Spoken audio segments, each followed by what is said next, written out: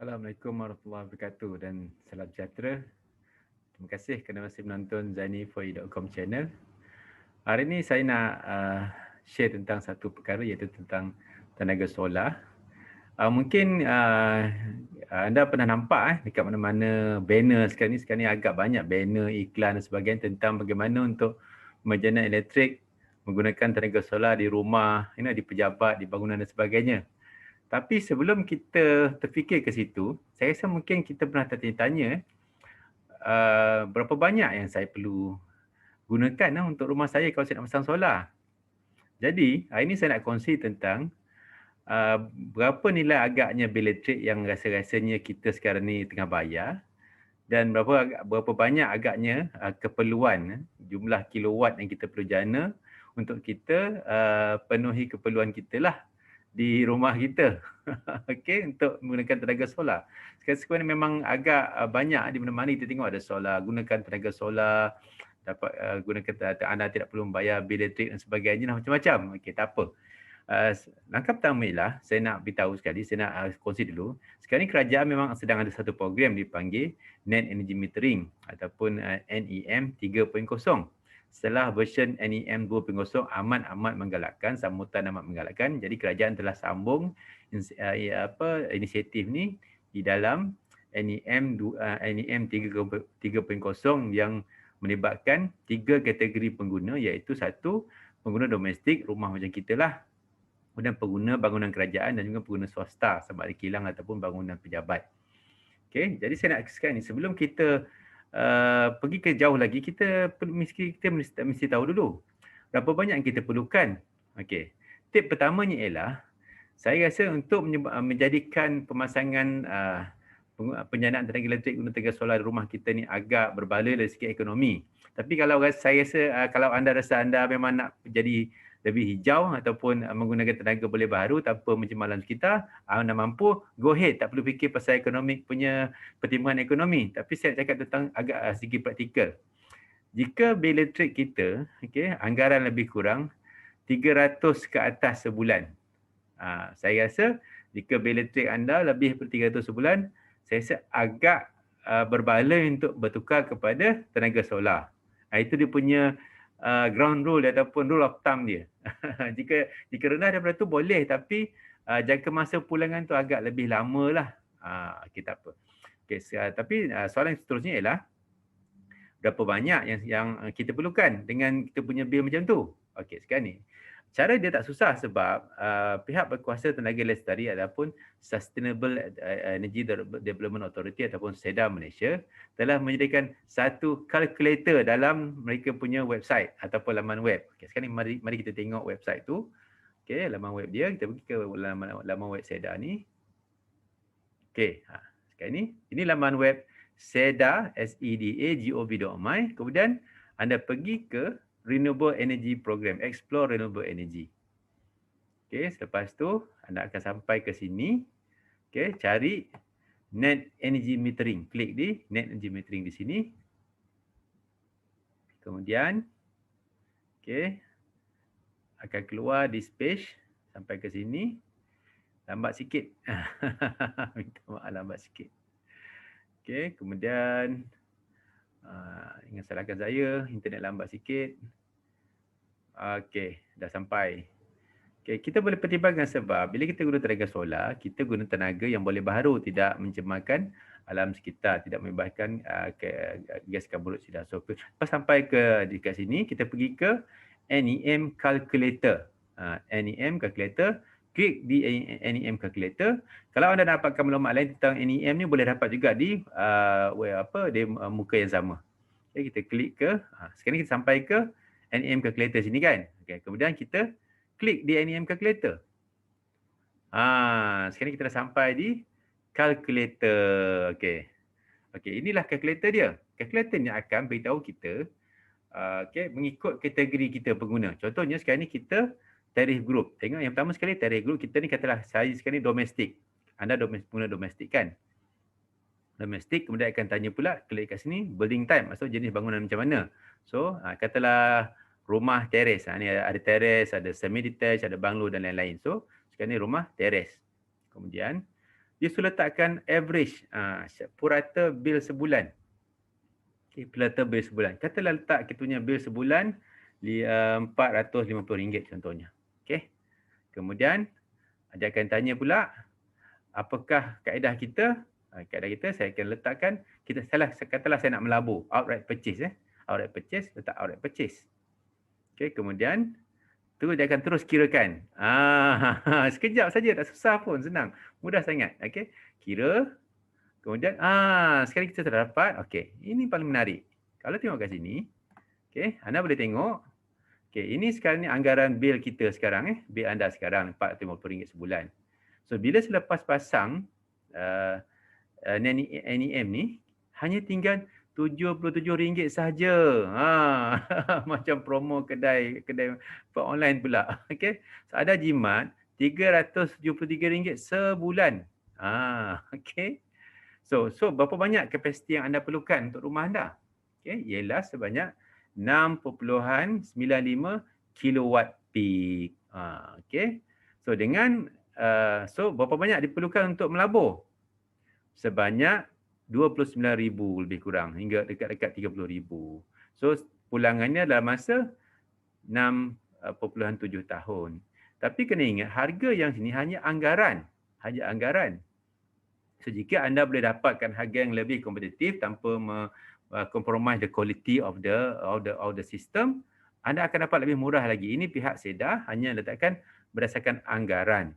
Okey, anggaran jika anda dapat harga lebih murah, maksudnya tempoh simple payback periodnya akan lebih cepat. Okey. Ini kalau anda mempertimbangkan segi ekonomi, tapi jika anda memang mampu beli rumah setengah juta, 5 juta, 1 juta kan, beratus-ratus ribu, tapi apa sangatlah nak melabur, okay, 30,000 untuk pasang solar. Jadi anda lebih jimat tenaga dan juga akan lebih hijau dari segi penggunaan tenaga. Okey, ini tapi kena ingat, okey, jumlah keseluruhan ni pula, okey, hanya akan bergantung pula kepada anda punya ruangan yang boleh dipasang solar photovoltaic panel tu. Bergantung juga pada tu. Okey, bergantung pada adakah rumah anda tu ada ruang ataupun bumbung, okey, yang cukup untuk pasang untuk dapatkan kapasiti kilowatt peak ni lah. So inilah anggaran anggaran penjanaan tenaga yang anda perlukan dan juga anggaran kos untuk anda pasang sistem solar PV di rumah anda. Senang saja kan? Okey, senang saja. Okey. So inilah dia. So sini pihak SEDA siap kira semua. Kira semula. Dia kata okey, ini jumlah luas permukaan bumbung yang perlu ialah sebanyak 41.7 meter persegi. 1 kilowatt peak lebih kurang 6 meter persegi. Anggaran rumah. Maksudnya kalau ruang rumah anda ada sebanyak ruang besar ni, bolehlah dapat 6.95 ni. Okey. Kemudian dia tunjukkan juga berapa banyak karbon dioksida yang dapat dielakkan daripada dibebaskan berbanding menggunakan tenaga daripada tenaga nasional ataupun daripada grid. Sebab grid kita menggunakan gas dan juga arang batu untuk menjana tenaga elektrik. Kemudian di anggaran jumlah travelling kereta dan sebagainya, so banyak anda boleh selamatkan pokok jugalah. Okay, inilah mudah saja. Okey, contoh ni kalau bil elektrik 4.5. Sebab tu kalau bil elektrik kita ni murah macam saya ni. Sekarang ni bil elektrik saya sebelum PKP bil elektrik saya lebih kurang 120 sebulan. Katalah saya letak saya punya bil elektrik saya 120 sebulan. Saya mulakan new calculation. Saya mula, okey, ni katalah saya punya domestik, okey, building type, rumah teres. Kemudian anggaran katalah saya punya bil elektrik adalah 150 lah, okey, katalah RM150 sebulan contohnya lah. Saya outright purchase, okey. Okey, maksudnya saya akan kira. Okey, kira. Oh, tengok saya punya perbezaannya. Saya punya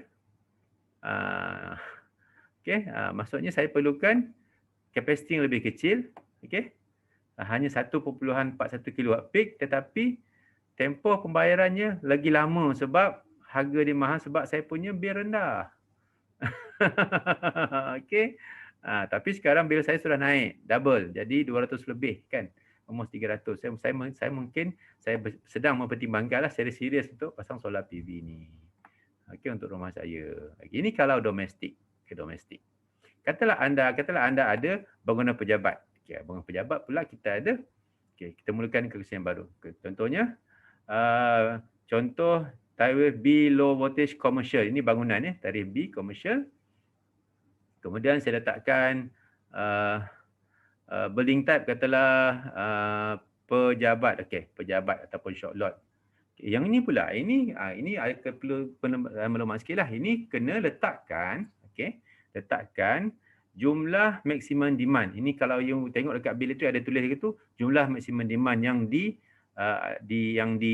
declare dalam bil elektrik anda, dalam supply anda, ataupun anda boleh ambil purata jumlah bacaan maximum demand selama setahun. Contohnya anda punya maximum demand, bilangan maximum demand 1000 kilowatt sebulan, 1000 lebih sebulan, 1200, 1200, 1100 sebagainya.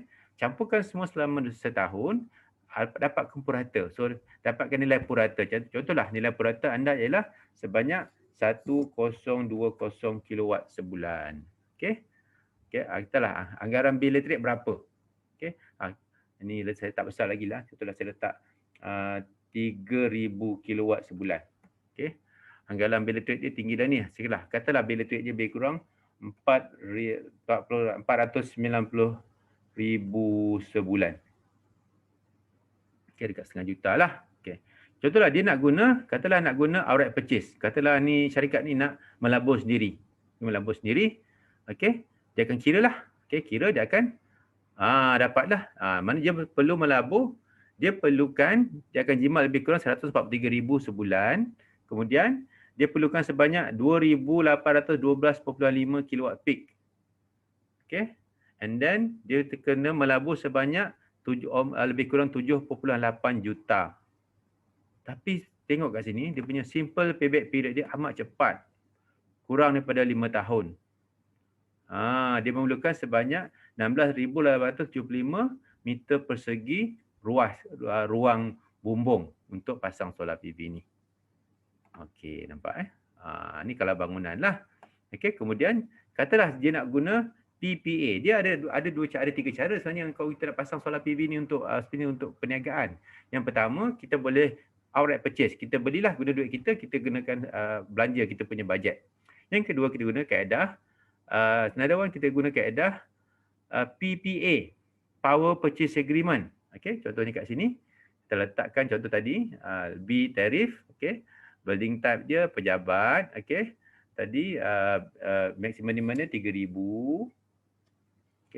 Penggunaan bil elektrik sebulan lebih kurang 490,000. Mau nak percaya dia guna PPA.